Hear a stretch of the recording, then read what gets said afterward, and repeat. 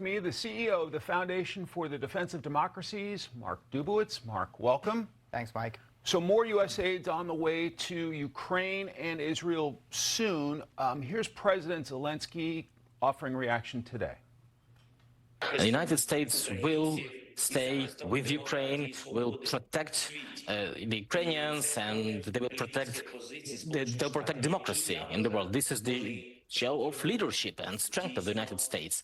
And I think, indeed, now we've reached this important moment. What will be the impact of this aid in both of those conflicts? Mike, I think it's critical aid. I mean, first of all, it demonstrates that we're willing to have the backs of our allies, that we're, no better friend, no worse enemy. It's important, too, there's no U.S. troops fighting. Our allies are fighting and dying in their own defense, and they both need critical aid. I mean, by the way, that money's going to U.S. defense contractors. It's creating U.S. jobs, and it's helping our allies fight against two of America's most dangerous enemies, Vladimir Putin's Russia and Ali Khamenei's Iran.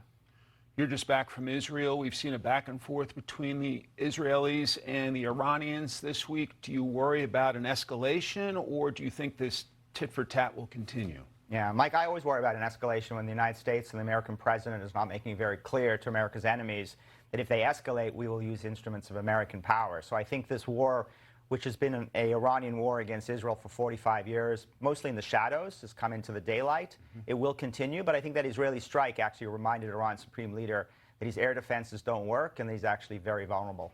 Do you worry about this making an unpopular regime in Iran, with the Iranian people more popular, basically igniting Iranian nationalism? No, I mean, there's no rally around the Islamic Republic flag. There's a rally around the American flag and actually, surprisingly, around the Israeli flag. I mean, there's been major opposition to the regime for years. Hundreds of thousands of Iranians on the streets yelling death to the dictator.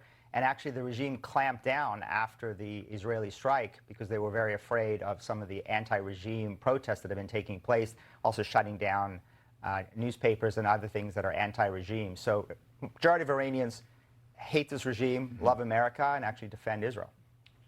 You're just back. What were your observations of your time there in Israel? Listen, obviously a society that's been traumatized by October 7th and the murders and rapes and torture of what occurred on that day, but a very resilient society that's willing to fight in its own defense. The young generation there is remarkable. I mean, incredibly patriotic, and they're on the battlefield, and they're out there defending their parents and their sisters. And I think it's a society that will continue to thrive, but it obviously needs U.S. support to do its own fighting, and it's against a very dangerous enemy in a very dangerous time. Do you have a message for American policymakers? Because you're just back from there. You've seen it firsthand in terms of where things are in this conflict. I think my major message is just back the Israelis in this fight against radical Islam, because radical Islam is not only coming to our streets, Mike, it's already here. And so if the Israelis lose, we lose. And again, they consider America to be the great Satan. Israel's just the little Satan. They chant death to America and burn American flags just as they do Israeli flags. So Israel's fight is our fight. We've seen more conflict on college campuses, Columbia University being the latest example.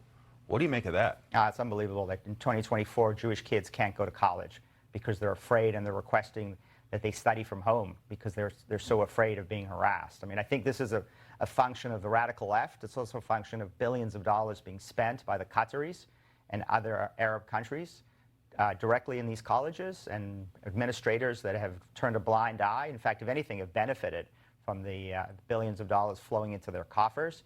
And here we are in 2024, where it's not safe to go to school. Mark Dubowitz, thank you for your time and your analysis today. Thanks, Mike.